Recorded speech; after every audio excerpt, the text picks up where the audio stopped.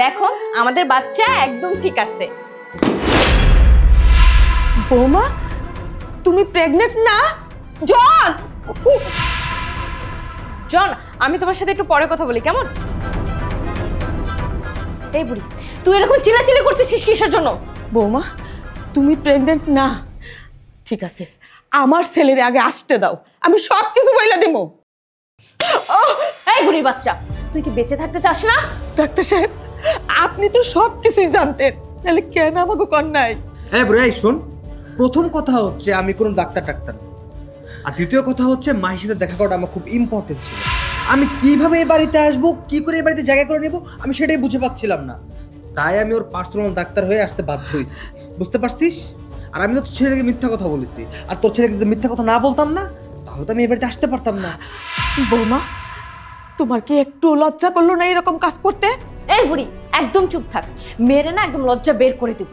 শোন আমি না তোর ছেলের কাছ থেকে যতদিন টাকা নিতে পারবো ততদিনই তোর ছেলের সাথে থাকবো, তারপর তোর ছেলের রাস্তায় আর আমি আমার বয়ফ্রেন্ডকে নিয়ে আমার রাস্তায়, বুঝতে পারছিস? তাই যতদিন মুখ বন্ধ রাখবি ততদিনই তোর জন্য ভালো। ঠিক আছে আমি কিছুই কমু না, 9টা মাস চাইতে দাও, তখন আমার পোলা সব কিছুই বুঝতে পারবো। তখন তোমারে আর তোমার এই প্রেমিককে আমার ছেলে আইসা এই বাসা থেকে ঘাট ধাক্কা দিয়ে বাইর করে দিব। সেই প্ল্যান না আমি করেই রেখেছি, বুঝতে পারছিস? 9 মাস হলে না আমি তোর ছেলেকে বলবো, বাবু আমি না সিঁড়ি থেকে পড়ে গেছি, তারপর আমার পেটের বাচ্চা পেটেই মরে গেছে, বুঝতে পারছিস? তারপর প্রুফের জন্য তো আমার কাছে স্পেশাল ডক্টর আছে, সে সব প্রুফ দিবে। কি ডক্টর দিবে না? আচ্ছা শোনো, এত ভয় কেন পাচ্ছ? এই বুড়ি তো সব কিছু জেনেই গেছে, এখন আমাদের লুকোচুরিরও কোনো কিছু নেই, হাইড করারও কোনো কিছু নেই, আর তুমি ওকে কোনোভাবেই ভয় পাবে না। শোন তুই যা আমাদের জন্য চা বানিয়ে নিয়ে আয়, যা এখান থেকে।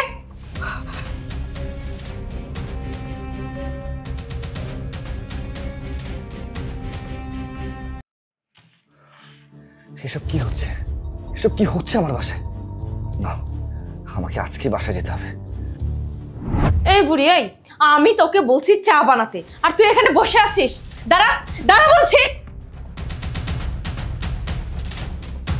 না আমি এই সংসারে কোনো কাজ করব না। আগে ভাবছিলাম তুই প্রেগনেন্ট, তাই এই সংসারে কাজ কাম করছি, তোর একটু আরাম আয়েশের দরকার ছিল। এখন যেহেতু তোর বাচ্চা ওই বই না, তাহলে তো আমি এই সংসারে কোনো কাজই করব না। ও আচ্ছা তুই কাজ করবি না, আচ্ছা ঠিক আছে শুভ, ওকে একটু বুঝিয়ে দাও তো।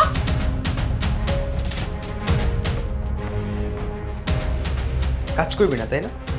কাজ করবি না বল, কাজ করবি কিনা বল। করব, আমি সংসারে কাজ করব। ঠিক আছে তাহলে তুই তোর কাজ শুরু করে দে। মাহি চলো। চলো।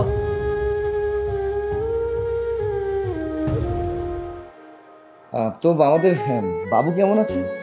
একদম ভালো আছে। তোমার কি মনে হয় আমি ঠিকঠাক ভাবে খেয়াল রাখি না? আমি ঠিকঠাক ভাবে খেয়াল রাখছি। তা তুমি হঠাৎ করে না জানিয়ে চলে আসলে? আরে না, আমি ভাবছিলাম যে অফিসে তো অনেক কাজ বাজ পড়েই থাকে, সব সময় এগুলো তো করাই হবে, আর তাছাড়া তুমি প্রেগনেন্ট, এই সময় তোমার খেয়াল রাখা উচিত, তোমার পাশে থাকা উচিত। আর তাছাড়া অফিস থেকে বসও বললো যে প্রেগনেন্সির সময় নাকি বউকে একটু সময় দেওয়া বেশি জরুরি, কখন কি হয় তা তো বলা যায় না, তাই ভাবলাম অফিসের কাজকর্ম পরে তোমার খেয়াল করি। একদম ভালো করেছো, এখন দুইজনে মিলে আমাদের বাচ্চার খেয়াল অনেক ভালোভাবে রাখতে পারবো। এটা অবশ্যই একদম ঠিক কথা বলেছো। তো ডক্টর সাহেব আপনি ওকে ঠিকঠাক মতো ওষুধ দিচ্ছেন তো? জি, আমি ওর খুব ভালোভাবে খেয়াল রাখছি, আর যে টাইমে যে ওষুধ দেওয়া দরকার আমি ঠিক সময় মতো সেটাই দিচ্ছি। আচ্ছা, গতকালকে আপনি কি ওষুধ দিয়েছেন? মানে আমি গতকাল যে ওষুধটা দিয়েছিলাম সেটা ছিল প্রেগনেন্সি তামুল, তাই তো? হ্যাঁ হ্যাঁ, প্রেগনেন্সি তামুল। আচ্ছা, আমি শুনেছি প্রেগনেন্সির সময় নাকি গ্যাসোলিনও দেওয়া হয়। হ্যাঁ হ্যাঁ, ওইটাও দেওয়া হয়, কিন্তু ওইটার মতো শুধু মাথা ব্যথার সময়, অন্য সময় না। ও আচ্ছা। আচ্ছা তুমি কি ধরনের কথাবার্তা শুরু করেছো? শোনো, জার্নি করে আসছো, ফ্রেশ হও, আমি তোমাকে খাবার দিচ্ছি। আরে ঠিক আছে, আমি তো ফ্রেশ হব, কিন্তু তার আগে আমি তোমাকে একটা জাদু দেখাচ্ছি। জাদু? কেমন জাদু? তুমি এগুলো কি ধরনের কথাবার্তা শুরু করলা? আচ্ছা তুমি আগে ফ্রেশ হও, খাওয়া দাওয়া করো, তারপর আমি জাদু দেখবো। আরে বাবারে, এখন যদি আমি জাদুটা সবার সামনে না দেখাই তাহলে তো মজা হবে না, তাই জাদুটা আমাকে এখনই দেখাতে হবে। আচ্ছা ঠিক আছে, দেখো তোমার জাদু। আচ্ছা তুমি কি জানো আমি যেই জাদুটা দেখাবো সেটা কি? সেটা হচ্ছে আমি জাস্ট এক চুটকির মধ্যে যে কারো পেটের বাচ্চা গায়েব করে দিতে পারি। মানে তুমি কি ধরনের কথাবার্তা বলছো? তোমার কি শরীর ঠিক আছে? হ্যাঁ আমার শরীর ঠিক আছে। আচ্ছা বুঝতে পেরেছি, তুমি হয়তো বুঝতে পারছো না। আচ্ছা আমি তোমাকে বিষয়টা প্র্যাকটিক্যালি বুঝিয়ে দিচ্ছি। দেখেছো আচ্ছা